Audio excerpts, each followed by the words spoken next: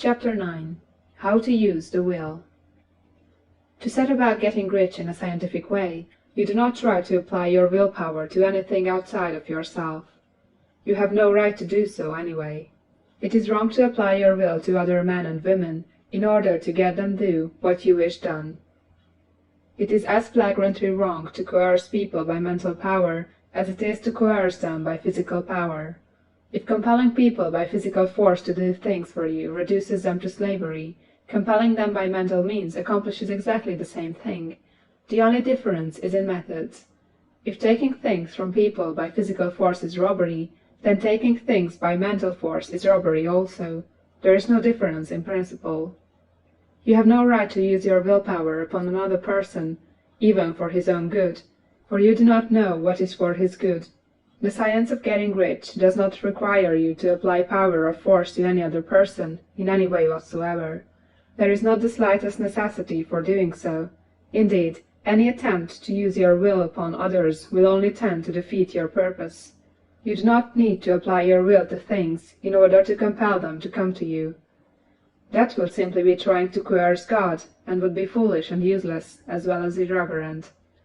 You do not have to compel God to give you good things, any more than you have to use your willpower to make the sun rise. You do not have to use your willpower to conquer an unfriendly deity, or to make stubborn and rebellious forces do your bidding. Substance is friendly to you, and is more anxious to give you what you want than you are to get it. To get rich, you need only to use your willpower upon yourself.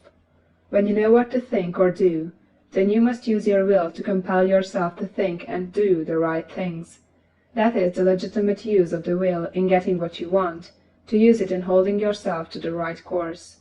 Use your will to keep yourself thinking and acting in a certain way.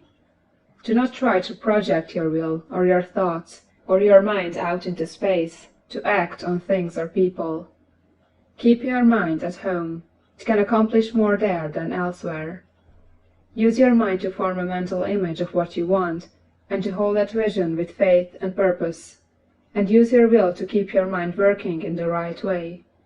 The more steady and continuous your faith and purpose, the more rapidly you will get rich, because you will make only positive impressions upon substance, and you will not neutralize or offset them by negative impressions.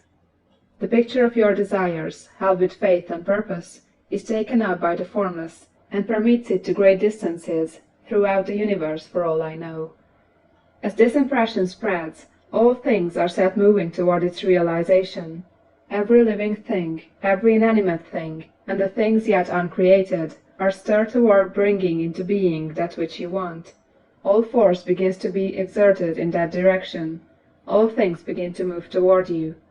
The minds of people, everywhere, are influenced toward doing the things necessary to the fulfilling of your desires, and they work for you unconsciously.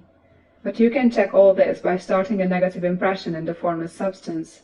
Doubt or unbelief is as certain to start a movement away from you as faith and purpose are to start one toward you. It is by not understanding this that most people who try to make use of mental science in getting rich make their failure. Every hour and moment you spend in giving heed to doubts and fears, every hour you spend in worry, every hour in which your soul is possessed by unbelief, sets a current away from you into the whole domain of intelligent substance. All the promises are unto them that believe, and unto them only. Notice how insistent Jesus was upon his point of belief, and now you know the reason why. Since belief is all important, it behooves you to guard your thoughts, and as your beliefs will be shaped in a very great extent by the things you observe and think about, it is important that you should command your attention. And here the will comes into use. For it is by your will that you determine upon what things your attention shall be fixed. If you want to become rich, you must not make a study of poverty. Things are not brought into being by thinking about their opposites. Health is never to be attained by studying disease and thinking about disease. Righteousness is not to be promoted by studying sin and thinking about sin. And no one ever got rich by studying poverty and thinking about poverty. Medicine as a science of disease has increased disease. Religion as science of sin has promoted sin, and economics as a study of poverty will fill the world with wretchedness and want. Do not talk about poverty, do not investigate it or concern yourself with it. Never mind what its causes are. You have nothing to do with them. What concerns you is the cure. Do not spend your time in charitable work or charity movements. All charity only tends to perpetuate the wretchedness it aims to eradicate. I do not say that you should be hard-hearted or unkind, and refuse to hear the cry of need. But you must not try to eradicate poverty in any of the conventional ways. Put poverty behind you, and put all that pertains to it behind you, and make good. Get rich, that is the best way you can help the poor. And you cannot hold the mental image which is to make you rich, if you fill your mind with pictures of poverty. Do not read books or papers which give you circumstantial accounts of the wretchedness of the tenement dwellers, of the horrors of child labor, and so on. Do not read anything which fills your mind with gloomy images of want and suffering.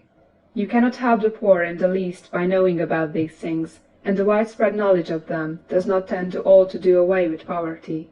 What tends to do away with poverty is not the getting of pictures of poverty into your mind, but getting pictures of wealth into the minds of the poor. You are not deserting the poor in their misery when you refuse to allow your mind to be filled with pictures of that misery. Poverty can be done away with, not by increasing the number of well-to-do people to think about poverty, but by increasing the number of poor people who purpose with faith to get rich. The poor do not need charity, they need inspiration. Charity only sends them a loaf of bread to keep them alive in their wretchedness, or gives them an entertainment to make them forget for an hour or two, but inspiration will cause them to rise out of their misery. If you want to help the poor, demonstrate to them that they can become rich. Prove it by getting rich yourself. The only way in which poverty will ever be banished from this world is by getting a large and constantly increasing number of people to practice the teaching of this book. People must be taught to become rich by creation, not by competition. Every man who becomes rich by competition throws down behind him the ladder by which he rises, and keeps others down. But every man who gets rich by creation opens a way for thousands to follow him, and inspires them to do so. You are not showing hardness of heart or an unfeeling disposition when you refuse to pity poverty, see poverty, read about poverty, or think and talk about it, or to listen to those who do talk about it. Use your willpower to keep your mind off the subject of poverty, and to keep it fixed with faith and purpose on the vision of what you want. End of chapter 9.